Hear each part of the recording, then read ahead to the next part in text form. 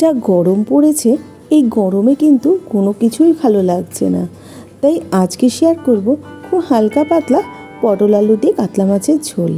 আমি টুম্পা, আটি নতুন রেসিপিতে আপনাদের সবাইকে স্বাগত। তাহলে চলুন মূল ভিডিওতে চলে যাওয়া যাক। 5 পিস কাতলা মাছ নিয়েছি, ধুয়ে পরিষ্কার করে নিয়েছি।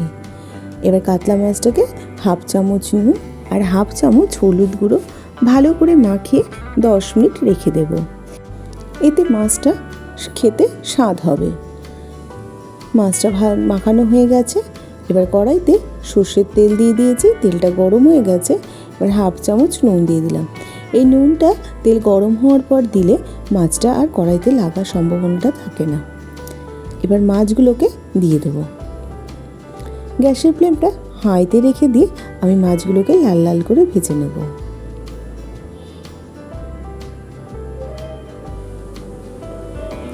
মাছটা ভাজা হয়ে গেছে।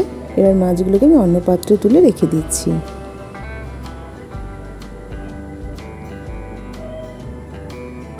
ওই একই তেলের মধ্যে বাকি মাছ দুটোকেও ভেজে নেব। মাছ ভাজা তেলের মধ্যে একটু তেলটা কমিয়ে রেখেছি। এবার লম্বা লম্বা করে কেটে রাখা পটলগুলোকে ভেজে নেব। পটল ভাজার সময় হাফ চামচ নুন আর সামান্য একটু হলুদ গুঁড়ো দিয়ে দিচ্ছি। হলুদ আর নুনটাকে দিয়ে গ্যাসের ফ্লেমটা হাই দিয়ে রেখে দিয়ে পটলটাকে ভেজে নেব। পটলটা ভাজা হয়ে গেছে। এবার পটলটাকে আমি অন্য পাত্রে তুলে রেখে দেব।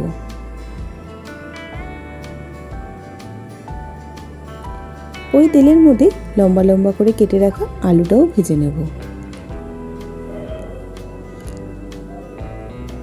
আলু ভাজার সময়ও আমি নুন আর সামান্য একটু হলুদ দিয়ে দিচ্ছি।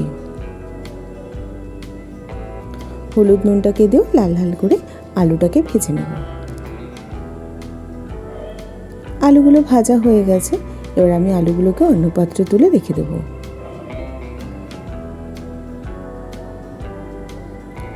ওই তেলের মধ্যে ঘরে তৈরি করা বিউলির ডালের বড়িও ভেজে নিয়েছি।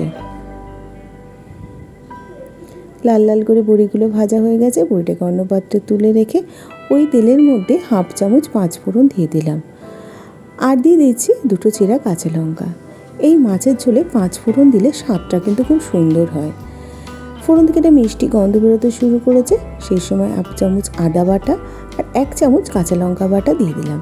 আদা কাঁচা লঙ্কাটাকে দিয়েও গ্যাসের ফ্লেমটা মিডিয়ামে রেখে ওই 1 মিনিট মতো কষিয়ে নিয়ে এবার সামান্য জল দিয়ে দিলাম। এবার কিছু গুঁড়ো মশলা দিয়ে দেবো। হাফ চামচ হলুদ গুঁড়ো, হাফ চামচ জিরে গুঁড়ো, হাফ চামচ কাশ্মীরি লাল লঙ্কার গুঁড়ো আর দিয়ে দেবো পরিমাণ মতো নুন। যেহেতু পটল আলু মাছ ভাজার সময় নুন দিয়েছিলাম, এই সময় নুনটা একটু বুঝে ব্যবহার করতে হবে। এবার গ্যাসের ফ্লেমটা একদম লোতে রেখে মশলাটাকে ভালো করে কষিয়ে নেব।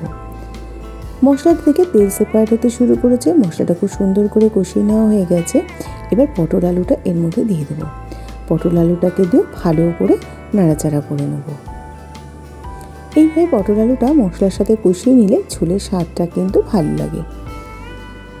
এবার গ্রেভির জন্য জল দিয়ে দেবো। যেহেতু পাতলা করব তাই জন্য একটু জলের পরিমাণটা আমি বেশি দিয়েছি। আপনারা আপনাদের মতো করে জলটা ব্যবহার করবেন।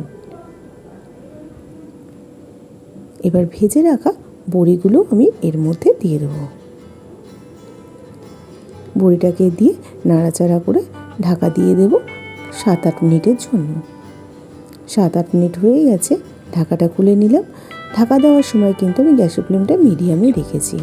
এবার চেক করে নিলাম আলুটা সেদ্ধ হয়েছে কিনা। হ্যাঁ, আলুটা খুব সুন্দর সেদ্ধ হয়ে গেছে।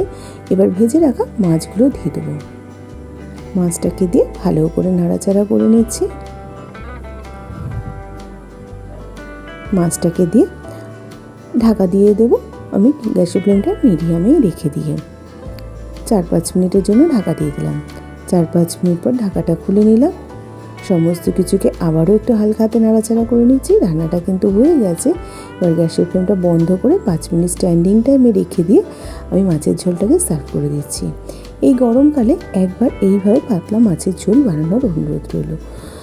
খেতে কিন্তু দুর্দান্ত লাগে। তাহলে আজকে এই পর্যন্ত। আবার হাজির হয়ে যাব নতুন কোনো রেসিপির সাথে। ভালো থাকবেন, সুস্থ থাকবেন। ধন্যবাদ।